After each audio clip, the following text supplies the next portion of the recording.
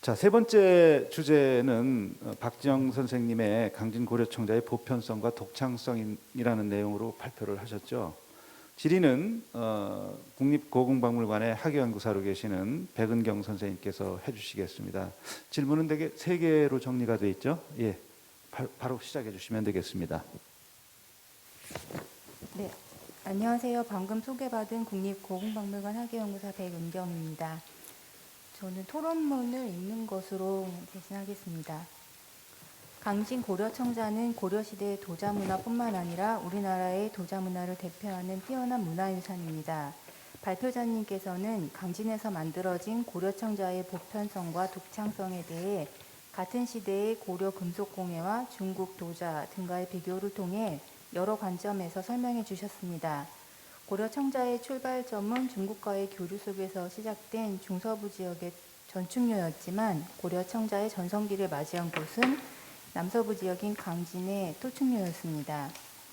발표자님께서는 고려 청자의 맑은 투명류와 상감 기법이 고려 청자가 중국 자기와 구분되게 하는 독창성을 부각시키는 중요한 요인으로 보셨습니다. 실제로 고려 청자의 유약은 그릇의 표면에 섬세하게 표현된 작은 부분까지도 도드라져 보이게 하는 효과가 있기 때문에 생동감 있고 입체적인 표현을 가능하게 한다고 생각합니다. 그럼 발표문을 읽으면서 몇 가지 궁금했던 점에 대해서 질문 드리도록 하겠습니다. 첫 번째는 발표자님께서는 고려 청자의 독창성에 대해서 같은 시대의 다양한 비교를 통해서 설명을 해주셨는데요. 강진 고려청자가 가지고 있는 그 보편성은 무엇인지에 대한 발표자님의 견해를 듣고 싶습니다. 두 번째는 강진 고려청자의 독창성을 부각시키는 중요한 요인인 상감기법에 대해 중국의 상감기법과 기본적인 방식은 같지만 전체적으로 다른 경향으로 전개되기 때문에 고려 상감청자는 중국과의 직접적인 영향관계 속에서 제작된 것은 아니라고 판단하셨습니다. 중국에서는 상감기법이 단순한 보조문양 정도로만 사용되는 데 비해서 고려 청자에서의 상감기법은 중심 문양을 장식하는 데도 적극적으로 사용되었고 흑색과 백색을 자유롭게 활용하여 효과적으로 회화적인 문양을 표현했기 때문입니다. 고려에서 상감청자는 강진과 부안에서 주로 제작되었는데요. 이 두 지역에서 사용된 상감기법의 경우 문양의 표현 등에서 각기 구분되는 요소가 있는지 궁금합니다. 그리고 발표 중에 보여주신 그 표형 주자에 그 철제 상감 청자를 이렇게 소개를 해주셨는데요. 그게 흔한 경우는 아닌 것 같아서 혹시 다른 예가 있는지 또 궁금합니다. 그리고 마지막으로 기형적인 면에서 강진 고려 청자만의 독창성을 보여주는 예는 없는지 궁금합니다. 네, 박지영 선생님 답변 부탁드리겠습니다. 예. 먼저 이제 많은 부족한 이제 발표문이었는데 다양한 질문을 통해서 좀 더 고민을 많이 하게 해주셔서 이제 백은경 선생님께 일단 감사를 드립니다. 첫 번째 질문에 대해서는 이제 보편성에 대한 부분은 크게 두 가지 관점에서 제가 살펴보기는 했습니다. 그 첫 번째는 이제 그 중국을 중심으로 한 동아시아 청자 문화, 그러니까 중요한 보편적 가치를 색과 형에 두고 있는 이 청자 문화의 큰 흐름을 같이 한다는 점에서 이제 고려 청자의 보편성을 하나의 각도에서 봤고요. 두 번째로는 이제 강진의 고려 청자가 앞서 말씀드린 것처럼 어느 일정 수준에 올라 있는 기술의 확산의 중심에 있었다는 부분, 그래서 강진의 고려 청자가 이제 우리 고려 청자의 보편성을 형성했다는 그런 관점에서 이제 그 보편성이라는 단어를 이제 해석을 해보았습니다. 두 번째 질문에 대해서는 사실은 뭐 답이 없는 것 같습니다. 강진과 부안을 구분하는 거는 사실상 굉장히 어려운 부분이고요. 제가 최근에 느낀 거는 강진에는 다 있다. 그러니까 부안에는 이러한 동체가 있었고 그 퇴화가 있었고 여러 가지가 이제 그러니까 부안의 새로운 요소들이라고 얘기했던 것들이 사실 요즘에 발굴 성과를 통해서 강진에도 다 나타나고 또 이제 강진에만 있다고 했던 것들이 사실 또 부안에도 나타나기도 합니다. 그래서 강진을 특정하는 어떤 문양이 있고 부안을 특정하는 문양이 있다고 보기는 좀 어려운 것 같고요. 저의 아직 공부가 부족하기 때문에 그런 걸 수도 있지만 전반적인 것들을 같이 봐야 하는 것 같습니다. 그래도 뭐 전공한 사람들 눈에는 아 이게 강진 거다, 부안 거다 이제 뭔가 구체적으로 말할 수 없지만 그런 느낌들이 있잖아요. 이런 것들이 하나의 요소로 결정되는 건 아니라 이제 뭐 기형이나 여러 가지 전반적인 것들을 통해서 이제 확인할 수 있다고 생각을 하고 어떠한 특정한 부분을 가지고 구분하는 거는 조금 어려운 부분이라고 생각을 합니다. 뭐 잘 알려져 있듯이 뭐 동화나 퇴화는 조금 부안 쪽에서 두각을 나타내고 그다음에 뭐 철화가 같이 사용되는 것들은 강진에서 두각을 나타내고 뭐 이러한 특징들은 조금씩은 있는 것 같습니다. 마지막으로 그 제일 어려운 질문이었던 것 같습니다. 기형적인 면에서 이제 강진 고려청자의 독창성을 보여주는 예가 없는지 물어보셨는데요. 그 일단은 뭐 요거는 이제 앞으로 제가 고민을 더 많이 해봐야 되는 부분이라고 생각을 하고 가장 중요한 것은 뭐 하나하나 유물을 댈 수는 기형을 정확하게 대기는 어렵지만 강진의 고려청자, 그러니까 고려청자는 중국 청자에 비해서 저는 좀 제의적인 그런 성격이 강하다는 생각은 이제 좀 하고 있거든요. 근데 이걸 지금 뭐 이렇게 하나하나 구체적으로 설명드리기는 어렵지만 그래서 이제 뭐 제의와 관련된 그런 중국에 비해서 그러한 기명들이 좀 더 기형들이 많다라는 정도의 생각을 하고 있습니다. 백은경 선생님 추가 질문 없으세요? 제가 사실은 제가 이제 뭐 이종민 선생님을 비롯해서 많은 선생님들께서 이제 회색 상감에 대해서 이제 구체적인 유물에 대한 거를 조금 뭐 조언해 주시면 좋을 것 같고요. 백은경 선생님이 질문하신 철체 유물 같은 경우에는 저도 이번에 이제 조금 찾아보기는 했는데 정확하게 딱 어떤 유물이 더 있다라고 말씀드리기는 어렵고 예시로 함께 보여드렸던 그 파초문이 그려져 있는 그 강진 사당리 가부역에서 발견된 유물 정도가 있는 것 같습니다. 앞으로 좀 더 관심 있게 살펴보도록 하겠습니다. 답변이 되셨다고 보십니까? 예. 그 쉽게 이해할 수 있는 발표 내용 같으면서도 질문은 굉장히 좀 대답하기 어려운 것을 해주셨는데 저도 많이 공부를 한 것은 아니지만 아직까지도 강진과 부안청자를 구분하는 것이 정말 어렵습니다. 아마 그런 얘기는 저희를 지도해 주셨던 그 선생님들 세대에서도 마찬가지였던 것 같은데 그렇다면 강진과 부안과의 관계는 어떠했을까? 여러 가지 뭐 논고도 있고 고민도 좀 한 글들이 있습니다만 일정한 시기에 그 부안 같은 경우에는 강진과 같은 성격을 갖고서 청자를 생산했던 것이 아닌가 생각이 됩니다. 그러다 보니까 자연스럽게 도공들의 교류나 기술 교류가 있으면서 강진과 부안을 구분하기 어려운 그러한 상황까지 이르게 된 것이 아닌가 보이고요.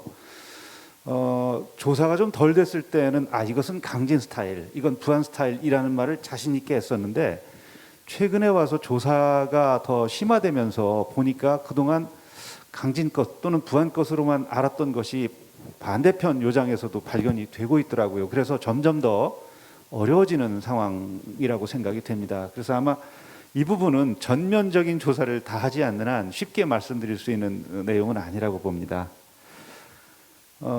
자, 그러면 네 번째 토론으로 들어가겠습니다. 공주대학교 문경호 교수님께서 고려청자의 유통 구조에 관해서 말씀을 해주셨는데 이에 대한 질의는 목포대학교의 한정훈 선생님께서 맡아주시겠습니다. 질문하시죠. 네, 반갑습니다. 한정훈입니다.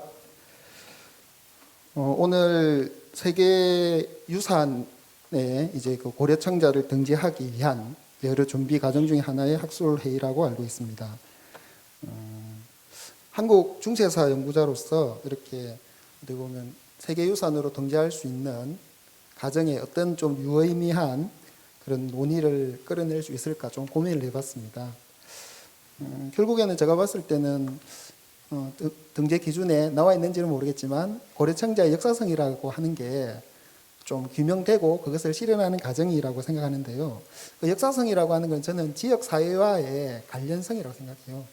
지역사회, 고려청자가 만들어지고 소비되고 유통되는 과정에 지역민과 지역사회가 어떻게 결합되는가, 저는 그게 유통이라고 보거든요. 그런 관점에서 어디서 출항했을까? 라고 하는 부분이 사실 가장 중요한 것 같은데 문경호 교수님 발표 때 시간 관계상 좀 많이 전달이 안 된 것 같습니다. 그래서 준비된 발표문 에서 이제 토론거리가 4개인데요. 2개는 발표자와 토론자 간에 좀 쪼잔한 논의일 수도 있으니까 첫 번째하고 세 번째는 좀 이렇게 생략하고 발표 때 하지 못했던 두 번째, 네 번째를 중심으로 해서 토론을 해보도록 하겠습니다. 첫 번째는 결국에는 이제 뭐 자료의 이용 내용이 같아요. 그래서 저는 그 네 번째 줄에 있는 미포 부곡에서 미포라고 하는 포구가 대구천 하류에 있거든요. 하구에.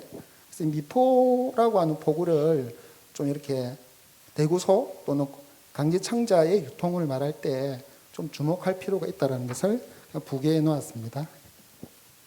그다음 세 번째를 먼저 보도록 하겠습니다. 이것도 미술사 하시는 분들도 관심이 많으시지만 태안선과 마도 1호선의 수치자가 누구인가 정말 여러 논의가 있고 답이 없습니다. 근데 이제 그 문경엽 교수님께서는 아주 좀 기발한 아이디어로 보시면은 수치인들이 중앙에 선상된 기인 또는 사신관이 아닐까라고 이렇게 좀 아주 발상의 전환을 하셨는데요. 저는 연구사에 있어 가지고 좀 의미 있는 제안이라고 생각합니다. 그런데 이제 수치인들이 거기 이제 마도 1호선과 태안선에서 나오는 수치인 전체가 다 이제 기인이나 사신관인지 부분이라면 나머지 그러니까 사신관이나 기인이 아니라고 한다면 나머지 인명은 어떻게 이해를 해야 되는지 그런 부분이 좀 궁금하기도 하고 또 이제 지역을 기반으로 하는 토착 세력이 개경에 올라갔다면은 성씨가 일치돼야 되는데 좀 일치되지 않은 성씨들도 있다. 그거를 이렇게 부개해놨습니다. 두 번째, 네 번째는 좀 이해를 돕기 위해서 좀 읽으면서 말씀드리도록 하겠습니다. 두 번째입니다. 강진청자와 관련이 깊은 장흥창의 위치입니다. 본문에 제시했듯이 영암 장흥창의 위치는 영암읍의 하천변 또는 죽성포, 오늘날의 해남군 마산면 맹진리 등으로 나뉘고 있습니다. 발표자는 그 유일하게 후자에 그 비정을 하고 있는데요. 주요한 근거는 동국리지 성남의 기록입니다. 만약 장흥창의 위치가 죽성포라고 한다면은 영암천보다 강진청자의 생산처인 대구소에 가까워서 수납하기가 훨씬 편리했을 것입니다. 하지만 위의 근거 자료를 근거로 문헌 자료를 근거로 장흥창의 위치를 죽성포로 보기에는 근거가 부족합니다. 또 제가 연구해서 밝혔다시피 만약에 죽산현에 위치했다면 고려사 조은조의 영암 장흥창이 아니라 죽산 장흥창으로 표기돼야 되는데 그렇게 되어 있지 않다라는 거죠. 위치에 대해서 한번 문의드리도록 하겠습니다. 관련해서 4번입니다. 태안선과 마도 1호선에 선적된 화물과 선박의 성격이죠. 발표문에서 전제하기를 두 진몰서는 어떤 경우라도 선적된 물품이 각 현의 항리를 통해서 운송되었기에 사적인 물건으로 볼 수가 없다라고 했습니다. 발표문 몰입말에서 밝혔듯이 발표자는 이전 연구에서 태안선은 사선이고 마도 1호선은 조은선이라고 주장했습니다. 그런데 본 발표에서는 마도 1호선을 중심으로 논지를 전개했지만 두 선박 모두 조은선으로 본 것으로 이해했습니다. 만약에 그렇지 않다면 한 번 더 좀 정리 부탁드리고요. 그런데 마도 1호선과 같은 조은선의 공납 청자가 380여 점 실렸다면 대구소에서 생산된 공납 청자의 통상적인 공납의 과정은 어떤 것인가? 죽성포에 위치했던 장흥청을 통해서 공납되었는가? 아니면 또 다른 체계라든가 경로가 있는지 좀 답변 부탁드리도록 하겠습니다. 그리고 매전말에서 마도 1호선은 대구소 일대에서 도자기를 선적한 다음에 영산강 하구로 들어가서 죽산, 수령, 알로 등지에서 모아두었던 곡식을 싣고 개경으로 항해했다라고 되어 있습니다.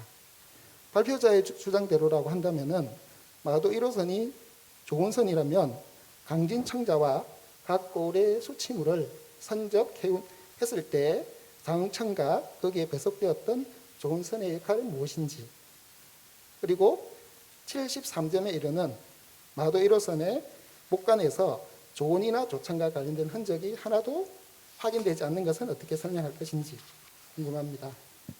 발표에서 시간이 없어서 소개를 하지 못한 문제인데요. 새끼줄의 완충제로 보장된 소량의 강진청자가 명량항을 경유하는 서남해를 항해한 다음에 다시 영산강변으로 향했다라고 하는 것은 의문이 듭니다. 그 사료 A-5에서 말했던 것처럼 탐진현의 강리가 5일에 한 번 주군이었던 영안군으로 공무상 출장을 가던 그 경로를 통해서 운반했을 가능성은 없는지 몇 가지 여쭙고 싶습니다. 이상 질문 마치도록 하겠습니다.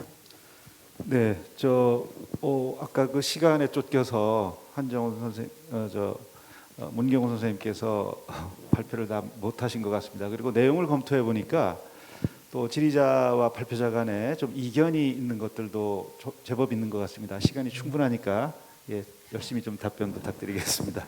아니 토론을 좀 살살이 하셔야죠. 예, 어쨌든 뭐 같은 자료를 다른 각도로 볼 수 있는 사람이 같은 시기에 산다는 건 굉장히 중요한 축복이라고 생각을 합니다. 근데 희한하게도 같은 자료를 거의 똑같이 본 적은 없는 것 같아요, 그죠? 그래서 이제 의문에 대한 몇 가지 이제 제 생각을 말씀을 드리겠습니다. 고려시대 연구할 때 고려시대 자료 보는 거는 당연한 것 같습니다. 고려사에 나오는 포구가 탐진에 군영포라는 게 있습니다. 제주도 갈 때 군영포 따라간다라는 이야기가 있어요. 그다음 미포부곡이라고 하는 거는 한정우 선생님이 지난번 이제 논문 쓰실 때 찾으신 자료인데 저도 포 들어가는 글자는 자주 보는 편인데 강진에 보면요 대구소는 동남방 30리라고 되어 있고 미포부곡은 남쪽 30리라고 되어 있습니다. 그래서 저는 그 두 30리가 같은 30리라고 하는 생각은 해보질 않았습니다. 그래서 아마 미포부곡은 그 건너편에 있는 부곡이 아닐까라는 생각을 했어요.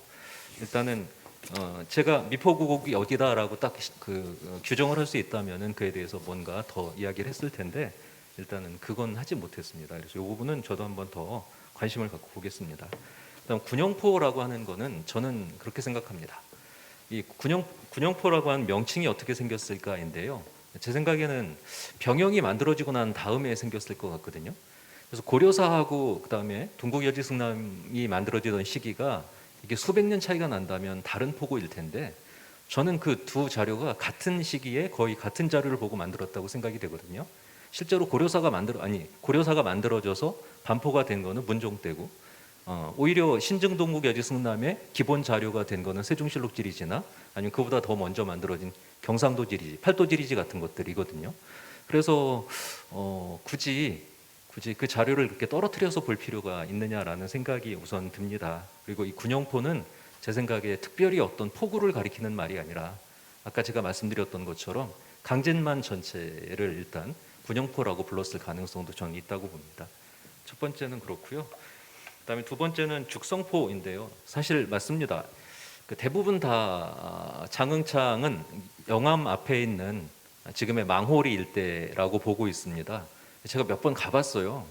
근데 망호리 일대는 바닷물이 들어오면은 이동하기가 굉장히 불편한 지역입니다.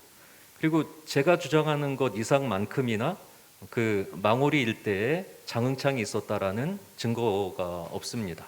동국여지지에 보면은 유영원이 그쪽에 옛날에 원해창이라고 하는 게 있었고 그게 장흥창이다라고 적어놨거든요. 그리고 토성도 있다 그랬는데 가서 보니까 그런 거 찾아볼 수가 없었어요. 그리고 이제 제가 이쪽 저 맹진리 쪽을 봐봤더니 맹진리는 산성이 있습니다. 맹진리 성이라고 부르는. 그리고 그 밑에 조창터라고 하는 데가 또 따로 있습니다. 그리고 그 아래에 바닷물이 들어왔다는 데가 또 있고요. 그리고 이쪽은요 영암, 해남, 그 다음에 장흥 이쪽은 비입지들이 월경지들이 굉장히 많습니다. 예를 들면은 해남 그 이진이라고 돼 있는 그쪽, 그러니까 지금 강진 서쪽 바다 쪽은 지금 그 옛날 조선 후기까지도 다 영암 땅이었습니다. 그리고 어디까지일지는 모르지만은 그 해남 땅 중에 상당수는 영암에 속해 있었을 가능성도 전 충분히 있다고 보거든요. 지금은 규명이 안 되지만, 그래서 요거는 좀 잘 더 사료를 확인해 봐야 되지 않을까라는 생각이 듭니다. 그다음에 이제 결정적인 것이에요. 저한테 이렇게 이제 반박하실 때 쓰는 자료가 이게 만약에 그 해남에 있었다면은 해남 장흥창이라고 해야지, 아니면 거의 죽산현이었거든요 옛날에. 이 죽산현 장흥청이라고 해야지 왜 영암 장흥창이라고 했느냐라고 하시는데, 그거는 저도 이제 할 말이 있습니다. 아주의 하양창이 12조창 중에 하나인데, 아주 하양창이 있었던 자리는 직산입니다. 옛날에도 직산이었고 얼마 전까지도 직산이었습니다. 행정구역이 개편되기 전까지. 근데 어디에도 직산 하양창이라고 써 있지 않거든요. 그러니까 그 행정구역이라고 하는 것도 제 생각에는 너무 결정적이지 않지 않을까라는 생각이 일단은 듭니다. 세 번째는 이제 이게 제일 어려운 질문인 것 같습니다.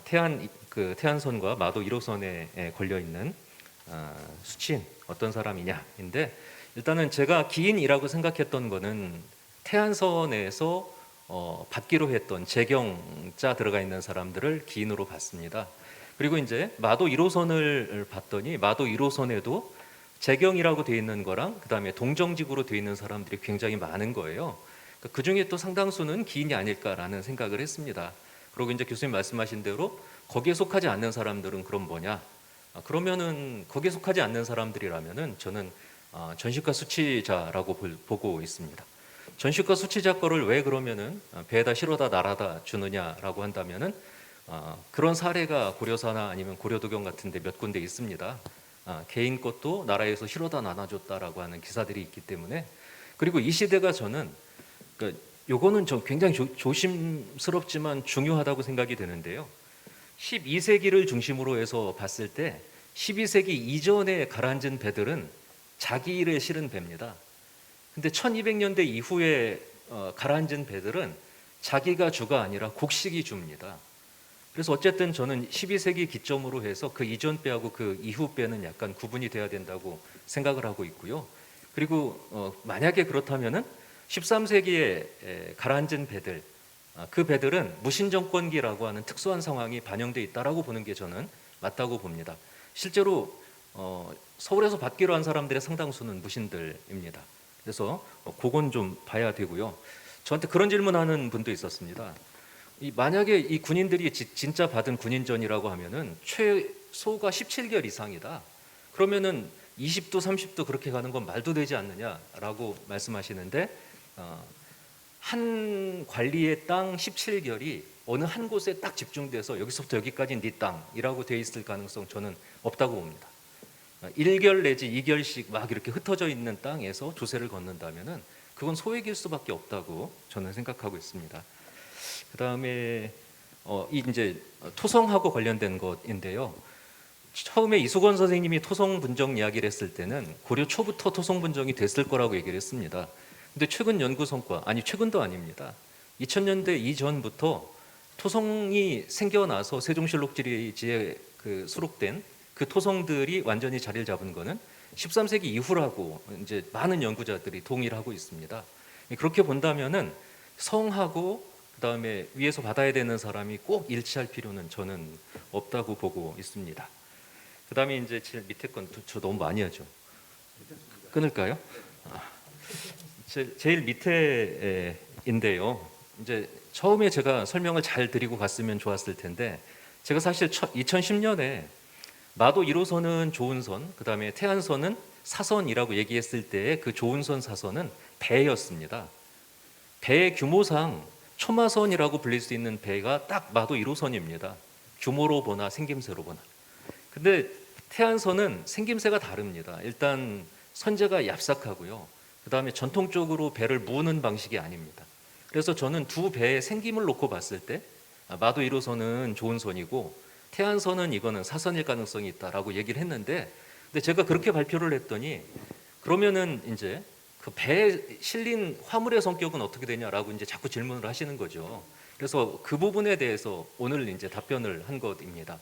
제가 이전에 말했었던 조은선 사선의 기준은 그거는 배였습니다.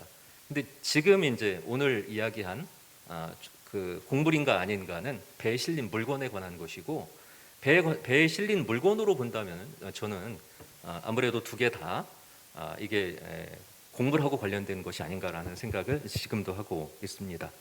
그다음에 제일 끝에인데요. 장흥창하고 이제 관련된 문제입니다. 만약에 마도 1호선이 장흥창에서 출발한 장흥창 소속의 배라면 그러면 이제 어떻게 출발을 해서 곡식을 실었을 거냐라는 이야기인데요. 저는 이 시기에 고려 초에 만들어졌었던 12조창이 완벽하게 운영이 되었을 거라고 생각하지 않습니다. 이 시기에는 장흥창도 있었을 테지만은 실제로 다른 배들도 있었을 거라고 생각이 되거든요. 삼별초가 그 탐진을 공격했을 때 탐진하고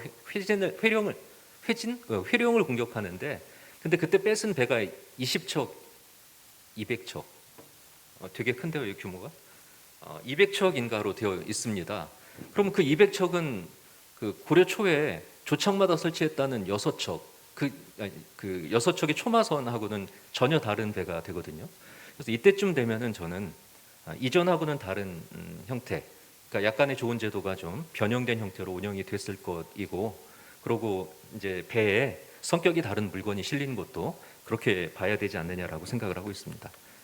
저 예리하게 답변을 드려야 되는데 그렇지 못한 것 같아 죄송합니다. 네, 마치겠습니다. 네, 한정우 선생님 어떻게 답변이 되셨습니까? 저는 한 가지만 말씀. 네, 그렇게 하시죠. 네.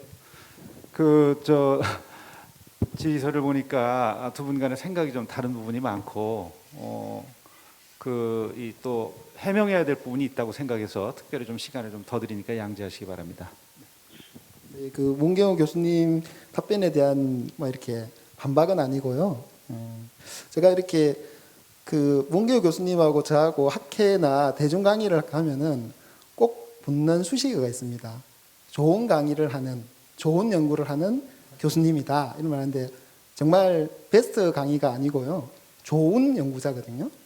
그러니까 문경호 교수님도 그렇고 저도 좋은 연구자인데 제가 이 자리를 빌어서 미술사 하시는 연구자들께 좀 부탁드리고 싶은 거는 사실 그 도자사 연구하시고 유통을 말할 때 조언이나 조창 체계의 이용이라는 부분을 참 말씀을 많이 하세요.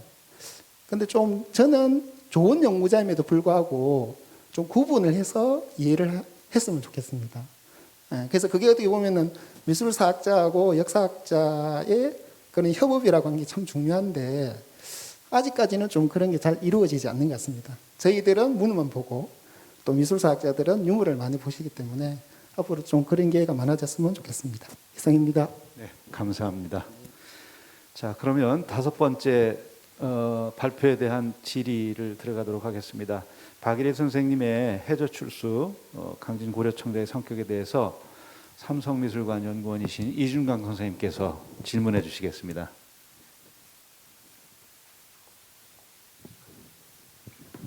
리움미술관에 근무하고 있는 이준광입니다. 질문 드리겠습니다.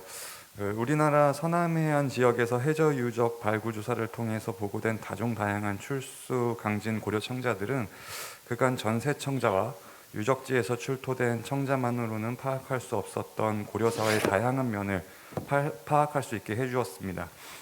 전세 청자의 미술사적 논의 그리고 생산지에 대한 고고학적 논의에 집중되었던 이 청자 연구에 유통이라는 전환적인 과제가 주어진 것도 이 해저 유적 발굴 조사의 성과라고 할 수 있습니다.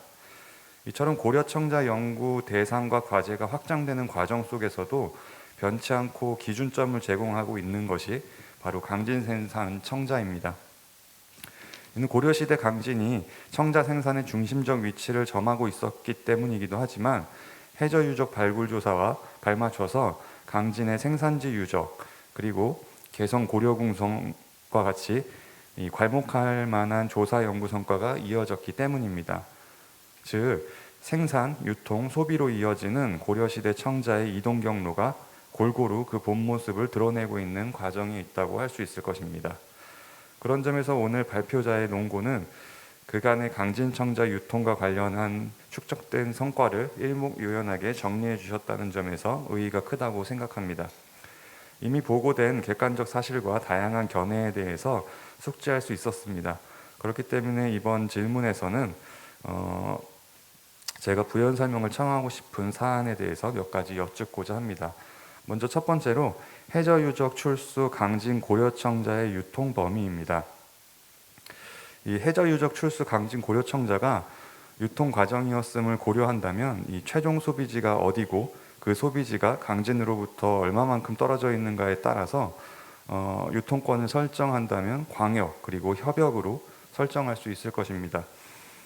이 해저유적 출수청자의 성격에 대해서는 처음 해저유적 발굴 조사가 진행되는 단계에서부터 고찰이 시작되었습니다. 그 가운데 가장 대표적인 것이 조세제도 안에서 곡물로 파악하고 이와 함께 조은로를 함께 다루는 것이었습니다. 이 경우 강진 고려청자의 목적지는 개성이 되고 자연히 광역 유통권이 설정이 됩니다. 그런데 발표자께서는 여기에 더해서 부호가 있는 청자를 언급하면서 경창을 통한 다음에 전국에 대찰로 유통되었을 가능성을 언급했습니다. 이는 강진 청자가 재유통 단계를 거치면서 더욱 큰 유통 범위를 확보하게 되었음을 의미합니다. 반면 출수 강진 고려청자를 통해서는 협약 유통 범위에 대한 언급은 그간 거의 이루어지지 않았습니다. 소라는 특수성 때문에 협약 유통권은 고려할 수 없는 것인지, 그렇지 않다면 해남 생산의 청자이긴 하지만 완도 어두리 해저 유적의 사례처럼 품질에 따라서 유통권을 달리 설정해 볼 수는 없는 것인지 발표자의 견해를 듣고 싶습니다.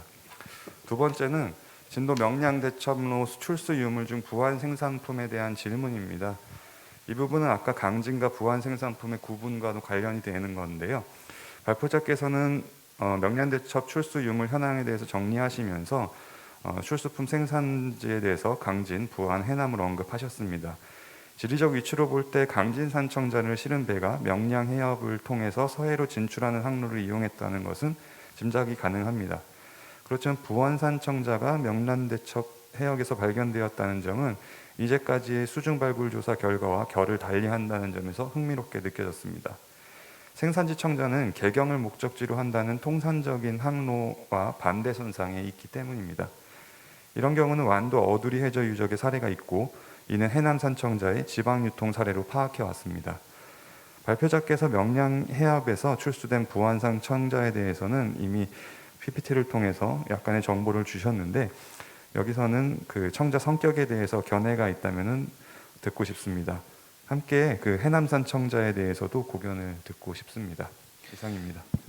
여기에서 이준광 선생님이 말씀하시는 협약 유통권이라고 하는 것이 혹시 근거리 유통을 얘기하시는 겁니까? 네, 그러면 그렇게 이해하고 답변 부탁드리겠습니다. 네, 이준광 선생님 감사합니다. 발표자를 준비하며 선생님의 논문을 비롯한 여러 연구자들 자료를 정리하는 발표였다고 할 수 있습니다. 먼저 협약, 그러니까 근거리 유통망에 대한 부분은 앞서 그 발표와 토론자께서도 말씀하신 것처럼 강진 대구 그 탐진현의 대구소의 어떤 성격과 유통에 대한 부분과 연결될 것 같습니다. 대구소의 어떤 명확한 실체가 선행된 후에야 그 부분에 대해서 폭넓게 이해할 수 있지 않을까 생각을 하고요. 그리고 그 부분에 있어서는 또 그 대구소의 운영 체계와 소비층 범위가 계층 지역까지 폭넓게 어떤 실체였는지, 그리고 또 그 기반의 그 고려의 수지 체제 하에서 도자기 그 소의 어떤 그 소비와 유통은 어떻게 이루어졌는지에 대해서 폭넓게 폭넓은 관점으로 바라봐야 될 것 같습니다. 그리고 아울러 강진과 부안의 문제입니다. 강진과 부안 마찬가지로 모두 개경을 향한 공람용 도자기를 생산하는 게 주력 어떤 생산 목적이었다고 알려져 있습니다.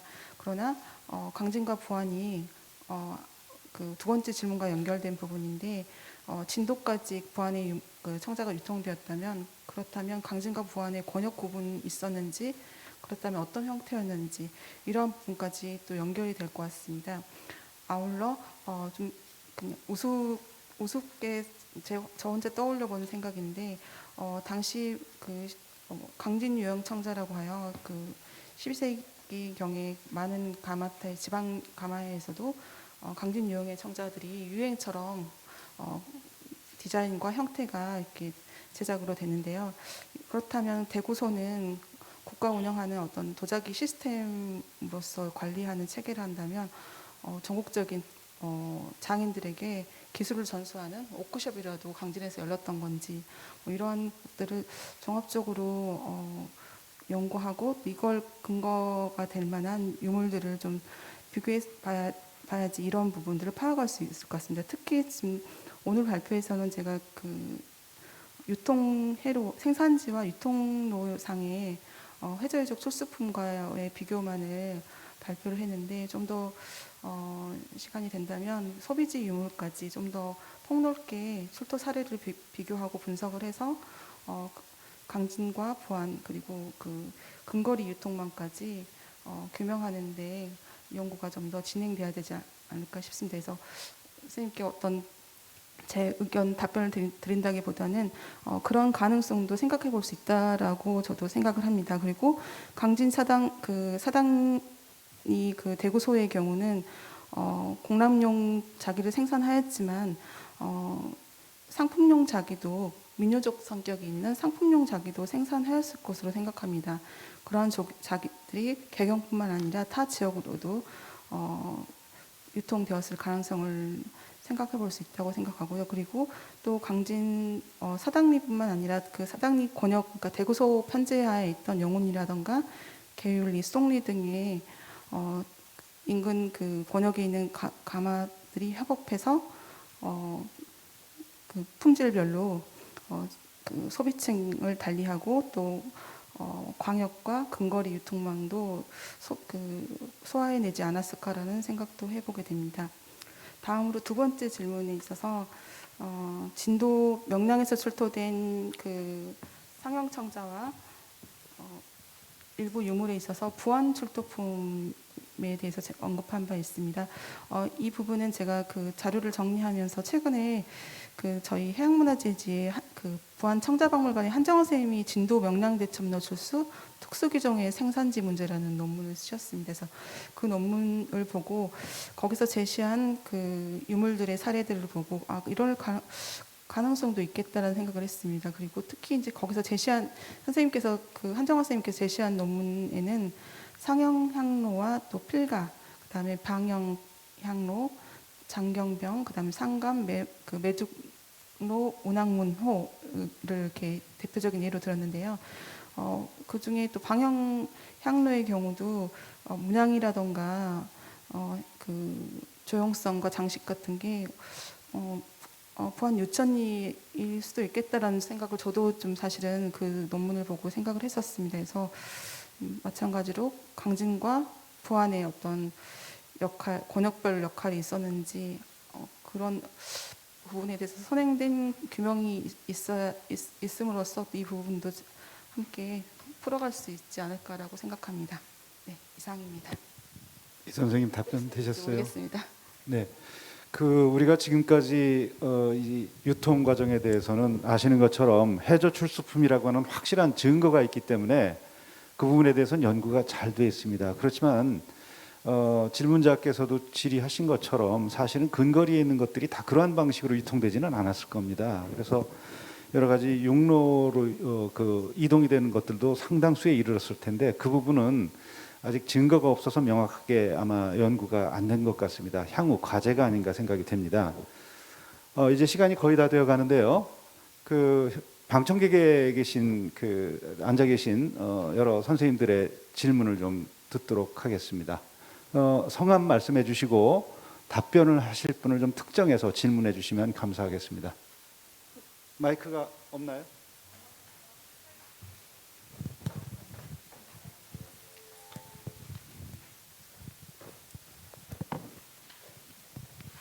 네, 안녕하십니까. 사학과 석사과정 재학 중인 박재신이라고 합니다.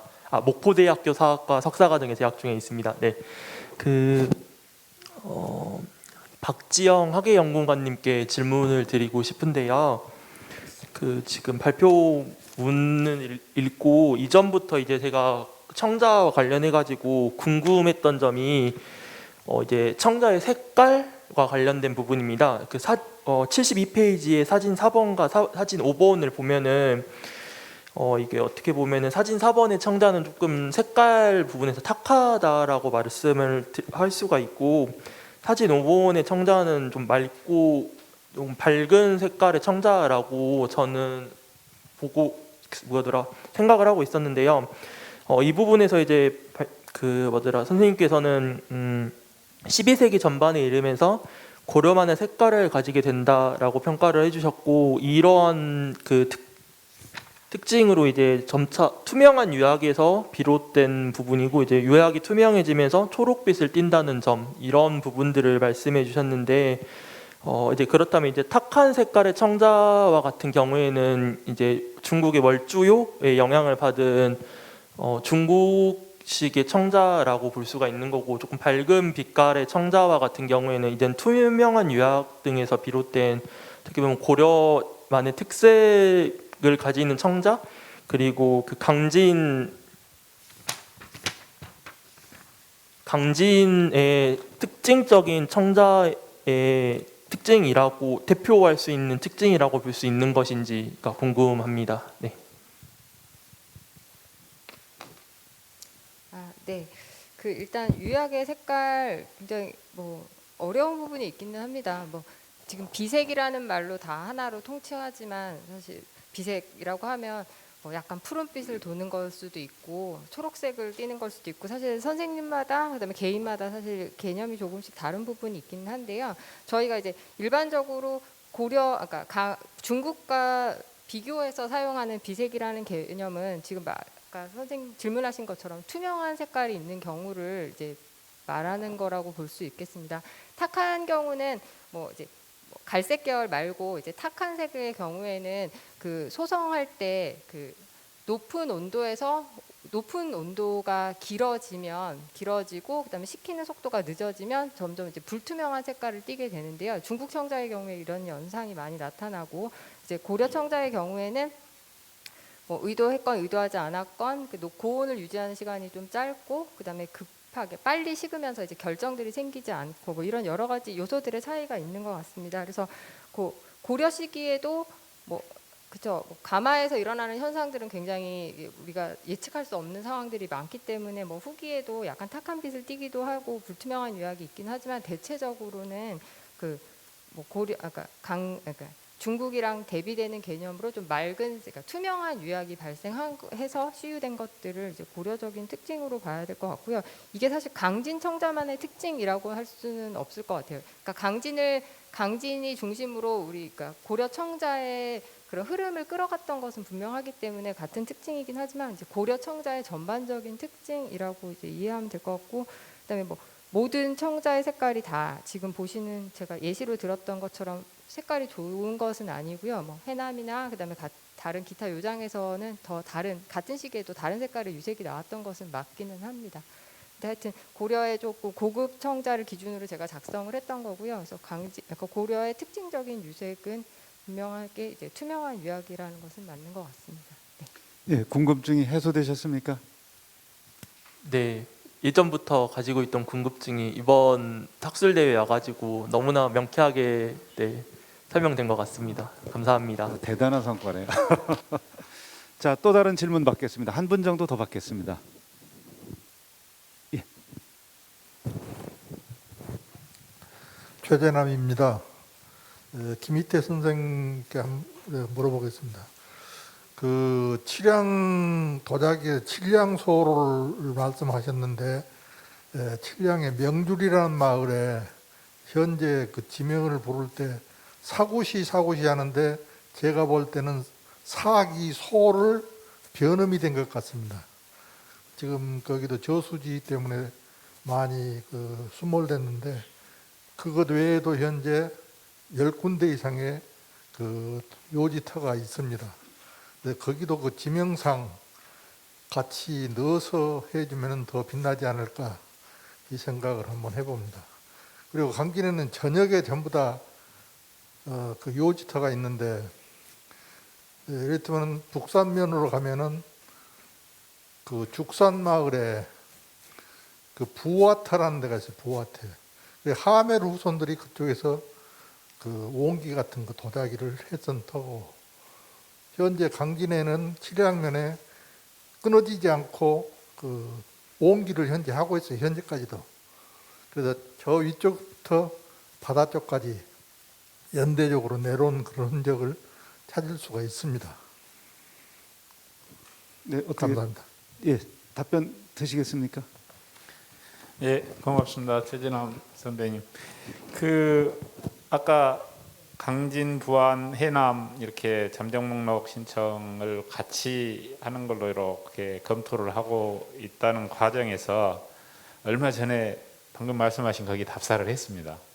그리고 이제 뭐 이렇게 수습된 유물로 봐서는 약간 고려 말기에서 조선 초기까지 이렇게 그렇게 보고는 있는데, 일단 그 지명과 이 유적과 이런 것들의 이제 일치 여부를 조사하고 확인을 해야 되고, 또 그런 것들이 조사가 되면 아까 제가 발표할 때 두 번째로 했던 그 구역을 어떻게 할 건가, 그것은 이제 구체적으로 해가지고 어느 구역까지를 일단 구역으로 놓고 그 다음에는 이제 연계된 유적지로 이렇게 설명을 하고, 이제 그런 것은 그 다음에 또 필요할 것 같습니다. 제가 염두에 두고 진행하겠습니다. 고맙습니다.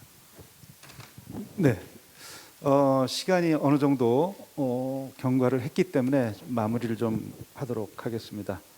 오늘 그 5개의 주제 발표, 거기에 따른 질문 그리고 답변이 있었습니다. 여러 가지 그 주제들이 오늘 발표가 됐는데요. 세계유산 지정 신청 과정에서 우리가 실질적으로 어떠한 방식으로 접근을 해야 하는가 하는 그런 성과뿐만 아니라, 그 다음에 여러 가지 고고학적 자료를 통해서 확인할 수 있는 그러한 그 어떤 그 우리 고려 청자 요장만이 갖고 있는 특성들, 그리고 또 유물에서 볼 수 있는 특성들, 이런 것들이 파악이 가능했고요. 그 다음에 이제 저희가 그 여러 뭐 연구자들이 있었습니다만은 이 역사학 쪽에서 바라보는 그 목간에 대한 해석, 그리고 운영 체제에 관한 것들도 이런 부분이 있었구나, 전혀 생각하지 못했던 것을 확인할 수 있었습니다. 그리고 수중 발굴 결과를 통해서 그동안 우리가 그 보고서만 통해서 그 과정을 많이 봤는데, 이걸 실물 자료, 그 사진 자료 같은 것들을 통해서 전체적으로 어떠한 방식으로 그 유통이 되었는가 하는 것을 확인할 수 있는 그런 계기가 됐습니다. 향후에 그 세계유산으로 이 세계군의 도자 유적이 등재되기 위해서 넘어야 될 산이 많은 것 같습니다. 특히 이 육안으로 노출이 되는 건조물의 경우에는 약간의 보수와 관리 과정을 통해서 그 세계유산으로 지정되는 경우가 대단히 많습니다. 그럼에도 불구하고 사실 가마토라고 하는 것은 매장 유적인 경우가 많죠. 그리고 원래의 그 현상을 그대로 유지하는 경우가 거의 없습니다. 따라서 이것을 세계유산으로 지정하기 위해서는 상당히 많은 아이디어가 필요하고, 이것을 심사하시는 분들에게 이것이 왜 중요한가, 왜 세계유산으로서의 가치가 있는가를 설득할 수 있는 자료를 우리가 갖추어야 된다고 생각합니다. 그래서 뭐 발굴조사도 필요하고, 이와 같은 학술조사도 앞으로 계속 진행되어야 할 것이고, 부분적으로 필요한 부분이 있다면 보완을 해서 그 모든 조건을 갖추어야 되지 않을까 생각을 합니다. 오늘 5 그 주제 발표 준비하시느라고 발표자 여러분 고생 많이 하셨고, 토론자 여러분 수고 많이 하셨습니다. 이상으로 그 토론을 마치도록 하겠습니다. 여러분 모두 감사합니다.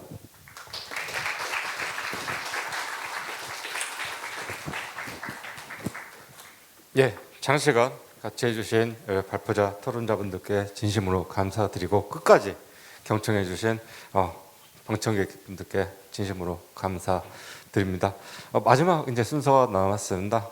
지금 이 세계유산과 강진 고려청자 요장이 이와 관련해서 불철주야 고생해 주시고 노력해 주신 저희 민족문화유산연구원의 한성우 이사장님의 폐사를 끝으로 이번 학술대회를 마치도록 하겠습니다.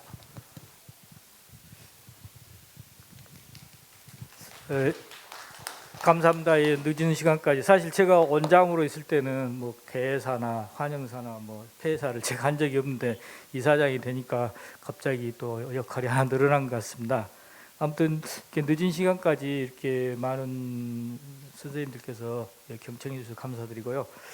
좀 저는 이제 우리 군에 이제 저가 이제 원장 그만두니까 좀 우리 군에, 강진군에 특히 하고 싶은 말이 있는데, 이 학술대, 모든 학술대에 사실 아까 우리 발표자 우리 원장께서도 강조를 했지만 사실 어떻게 보면은 굉장히 중요하신 주인공들이 여기 강진에서 활동하시는 도예가시들이거든요. 도예가들은 그 예산 탈 때는 많이 계시는데 이런 데는 또 전혀 거의 출석률이 거의 없어요. 사실 그분들이 공부를 더 많이 하시고 앞으로 미래의 그 강진의 문화유산을 남겨줘야 되는데, 그래서 이런 말들이 좀 많이, 이걸 또 이 유튜브로 기록도 되니까 이런 말씀들을 많이 듣고 내년에는 또 우리 도예가 분들께서 많이 참석해 줬으면 좋겠고요. 하여튼 우리가 우리 강진에서는 또 많이 못 느끼실지도 모르는데 우리 강진 청자는 그야말로 세계적인 그런 유산이고요. 또 최근에 발굴을 통해서 또 우리 강진의 어떤 그 유물뿐만 아니라 진짜 유적도 좀 독창적이고, 또 아까도 했지만 중국 것을 단순히 탑습한 것만 아니고 우리 강진의 그 어떤 그 장인들이 각고의 노력으로 고려만의 특징을 갖출 수 있는 구조를, 요장 구조를 갖췄다는 게 굉장히 자랑스럽습니다. 하여튼 내년에도 많이 관심 가져주시고요. 내년에 지금 아까 김희태 선생님께서 말씀하셨는데, 원래 이제 강진, 부안, 해남이 세 개 군에서 합동으로 해서 강진 광주 국립광주박물관에서 학술대회를 하기로 했습니다. 그래서 아까 말씀하신 강진 청자의 특징, 또 부안 청자의 특징, 해남 청자는 무엇인가에 대해서 각각 그 주제 발표가 내년에 좀 있을 겁니다. 그때 또 우리 강진에서도 많이 참석해 주셔서 또 듣기만 하지 마시고 오늘처럼 질문을 많이 해주시면 우리 3개군 그 청자 요지가 세계문화유산 등재되는 데 많은 도움이 될 것 같습니다. 다시 한번 이런 뜻깊은 자리를 마련해 주신 우리 전라남도 강진군 국립해양문화재연구소에 깊은 감사를 드립니다. 여기 오신 모든 분들께도 감사를 드리고요. 내년에 또 더 멋진 발표에서 뵙습니다. 감사합니다.